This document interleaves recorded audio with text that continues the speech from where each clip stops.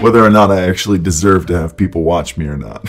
I'm only kind of joking. What's going on, guys? How are you doing? I'm sure you're wondering why I gathered you all here today. Actually, you're probably not, because you clicked on the video and you know exactly what this video is about. Let me just start off by saying, if you can't figure out how to get your microphone to sound good, you're not stupid. All right, audio is hard. It's not like a camera where you can just, look at the image in OBS and say, oh, it's too bright.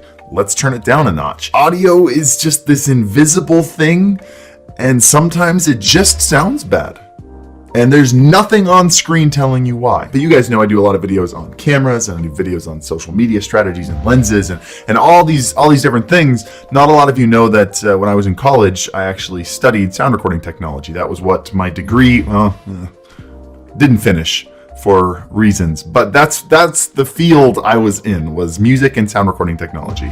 Studied in college for 5 years, interned at Universal Mastering Studios, which was part of those previously mentioned reasons. Anyway, so my background is actually in professional audio, which is why today I've partnered with Blue Microphones, and we're going to do a quick audio Q&A to answer a lot of the most common questions you guys ask and the frustrations you have about why your audio isn't sounding as good as you would like it to. And I'm super excited that Blue is sponsoring this video. If you've been in any of my streams, you know that my microphone is kind of the centerpiece of my stream. It's the Blue Kiwi. I think I'm the only one on Twitch to use this microphone. It was a microphone I bought as an initial investment in my music recording career, and it's just the most beautiful and amazing sounding microphone I've ever seen. So it's still the centerpiece of everything I do 10 years later. But Blue Microphones and I both asked questions to our viewers about issues they're having with audio so that I could answer them on this video. And that's what we're going to do. I've got some questions that you guys asked me, and then I've got some questions that you guys asked Blue, and I'm going to go back and forth between them. Let's get started and see if we can get your audio sounding nice and crisp. Question number 1. How do I know if I should go with a USB mic or an XLR mic? That's a really good question, and it has a very simple answer. I recommend most beginners start with a USB mic. They're made to be simple and a little bit more difficult to screw up. Also, USB mics have been improved so much over the last couple of years that most USB mics you can buy today sound fantastic. The reason one would upgrade to an XLR mic for something as simple as a live broadcast on Twitch is because they want, one, a little bit more control over their audio. For example, something like the Go XLR, an audio interface, you can control the mic volume, the chat volume, the game volume, the music volume, the headphone volume, all separately on different faders. You can't do something like that with a USB mic. Another reason is if you want some more control over what mic you actually use. If you want to pick up a nice XLR mic that looks cool, is mounted different, maybe has a slightly different sound, upgrading to an XLR mic, while yes, will upgrade your quality a little bit, unless you get a really bad microphone or interface, the main advantage of doing so is actually just added control, not so much added quality. Dexter Simmons on Twitter asks, how do I get the most out of a USB mic? There are a couple things that you can do to a USB mic that'll make it sound incredibly crisp and almost professional level on Twitch. The first thing you need to do is set the gain properly. Make sure you don't have it cranked too loud, because then you're going to get peaking, or make sure you don't have it too quiet, because then you have to boost it later and you're probably going to get a lot of noise added into it. The second thing you can do is add a couple simple plugins. Things like compression and EQ, those two things in particular go a long way. And I attribute the majority of my mic quality to my compression and EQ settings. I know there are free plugins called Reaper plugins that you can add right into OBS, and you can do both of those in there. What's the best bang for your buck when it comes to a home audio setup? Now, different applications for audio, like whether you're trying to record vocals for a song or you're trying to stream, things are going to be slightly different here, but the setup I recommend for most streamers is really simple. The step 1, I recommend most people start with a USB mic, like the Blue Yeti, for example. Very popular microphone, very high quality. There are even still some professional streamers that still use USB microphones. It's really not a big deal. Once you've grown a little bit and you're ready to upgrade from step 1,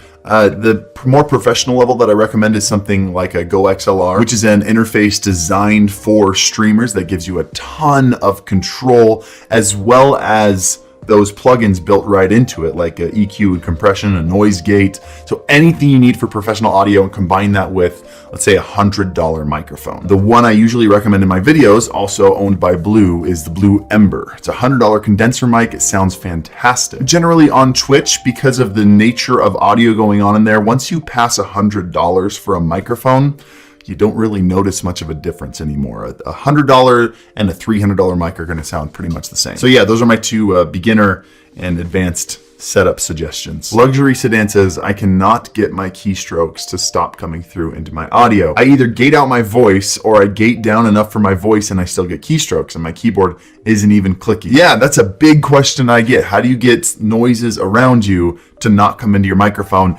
And I'm sure you're expecting like this crazy, weird trick. The answer is very simple, but I'm going to teach you something that if you're able to repeat to your friends or anyone else around you who's having a similar issue, you're going to sound very smart. There's something very important in audio called the signal to noise ratio. And it's exactly what it sounds like. It's the relationship between the signal, which is what you're trying to capture, in this case, your voice, versus the noise, everything else that you don't want to capture, whether it's room reverb, whether it's keyboard and mouse clicks, whether it's the AC vent on the wall. What is the volume of the signal versus what is the volume of the noise? So usually when people have noise bleeding into their microphone, it's because they have their microphone too far away from their mouth. So let's say I'm sitting at my desk and I have my microphone about 1.5 feet away from my mouth. It's probably also about 1.5 feet away from the keyboard. So the volume of both of those is going to be exactly the same. What you're trying to accomplish here is to lower the volume of your noise. The trick to doing this is actually increasing the volume of your voice. Bring that mic as close to your mouth as you possibly can. It's still going to pick up the same amount of keyboard sounds, but your voice now suddenly gets much louder and you're able to turn down the gain of the microphone. And as you bring your voice back down to a normal level, you're also bringing the noise down incredibly low. And now that your signal to noise ratio is very high, that gap between the two is very large, it's easy to set a noise gate between them where it doesn't cut out your voice, but it does cut out keystrokes. In almost every stream that I visit where you can hear keystrokes, the person doesn't have the mic close enough to their mouth. If that doesn't fix it, stop hitting your keys so hard. How do you gauge the best distance for your mic for streaming? General rule here is just get that mic as close to your mouth as you possibly can. Because again, that will increase your signal to noise ratio and allow you to turn down everything else. This is why things like mic boom arms aren't just for looks, they're actually for bringing that mic right up in front of your face and really increasing the audio quality of your stream. How do you set up your mic for a multi-PC setup? So, for example, if you got a gaming PC and a streaming PC, generally you need your mic to be able to go to both. That way your teammates can hear you on the gaming PC, your stream can hear you on the streaming PC. This is what I was mentioning earlier where an XLR setup gives you a lot more control. You can do it with a USB mic, you just have to use internal software, something like Voicemeeter, which can get kind of complicated. But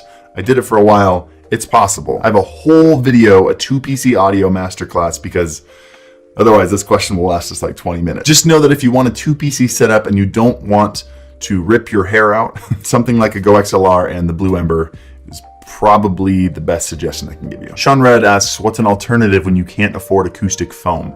Acoustic foam is overrated. Let me rephrase that. Acoustic foam is overrated on a Twitch setup. Acoustic foam doesn't make your mic sound better. All it's doing is absorbing sound that would normally bounce off the walls, causing more room reverb. And what you need to understand is the biggest culprit of room reverb is blank parallel walls. Anything you can do to obstruct blank parallel walls is going to help out a ton. And you know what the biggest blank parallel walls most people have? It's the floor and the ceiling. This is going to sound way too simple and stupid, but the biggest thing you can do to avoid room reverb is to set down a carpet or a rug or stream in a room that has carpet. That will make a night and day difference. I grabbed this foam here that's on the walls off Amazon for like $30, $40 for the whole thing. I think maybe it was a little bit more than that, but it is not real acoustic foam. Trust me, real acoustic foam is very expensive. This is cheap Amazon foam, but it's okay because it filled out a blank parallel wall. I also mostly got it for aesthetic reasons. I think it looks really cool and my room sounded fine beforehand because I got a carpet floor. So don't go out and spend money on real acoustic foam. It will not make that big of a difference. You can spend your money much better elsewhere. Why does my mic always sound so bad even when I get it straight out of the box? Yeah, here's the thing. Most mics don't sound as good as they possibly can right out of the box. You need things like EQ and compression to make them really shine. However, if you buy any kind of semi-decent modern microphone and it sounds bad, usually it's an issue with gain settings. Kind of like I mentioned earlier, most people will have their gain turned up way too high and you'll start to get that fuzziness and blown out sound in your voice. or you have them set too soft and you have to crank it back up later. And that's when you start to add a lot of noise into your audio when you're boosting that super low signal. Follow everything else I mentioned before. Get your mic close to your mouth, put carpet on the floor, mess with your gain, add some EQ and compression. You'll sound fantastic. I don't think I've ever had a mic just sound good out of the box. There are too many variables. You have to tweak things. What settings do you suggest for best live vocal sound? So best broadcasting audio sound. This is personal preference, but what I usually do is I give myself a little bit of a mid scoop. Generally, a lot of the muddiness in microphones comes from the mid frequencies, you know, like the 500 to 1000 hertz range. That's generally a strong frequency range for the human voice, and so it can kind of get a little overpowering in a microphone. What I like to do is pull out like 2 decibels of that and then add a little bit of low end. Adding low end generally increases the presence. It's when you get really close to a microphone, you hear that crisp low end. And then I add a tiny bit of high end as well. That adds a little bit of like sparkle and sheen, the high end details to your voice. So nothing too serious. A big mistake people make is they really crank the highs and lows and scoop out the mids, and it sounds bad. Everything should be subtle, and every microphone is different. Make sure you're always testing out different frequencies when you're messing with EQ. But for the most part, a slight mid scoop and a slight high and low boost gives a nice thick radio sound, and that's generally what I go for. I hope this was helpful. I do want to thank Blue again for sponsoring this video. I think 10 years ago, College Harris, if he'd been told that Blue would sponsor one of his YouTube videos, he'd be pretty stoked. And as always,